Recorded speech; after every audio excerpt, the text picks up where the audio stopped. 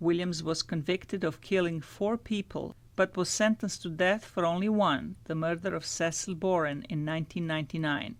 Boren's wife Jeannie says he was murdered at their home while tending their garden. My husband had no idea there was anybody around. He had come back up to the door, took his shoes and socks off, and started in the door when he was shot.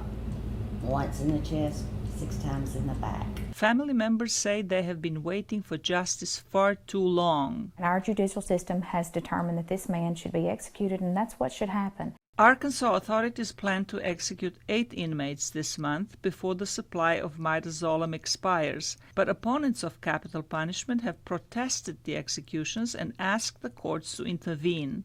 As a result, 4 executions were stayed. Lawyers for one of the men executed Monday won a brief delay in his execution while a judge considered their concerns about how the first execution was carried out.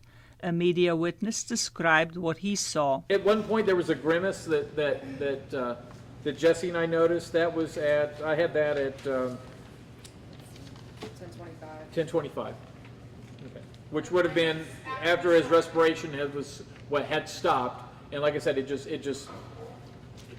a slight grimace. I don't know. It wasn't a pain. Arkansas Attorney General Leslie Rutledge pointed out that the death row inmates committed heinous crimes, including raping and beating victims before killing them. Families of these victims have waited literally decades to see justice carried out. Capital punishment has been abolished in 19 U.S. states but remains legal in 31.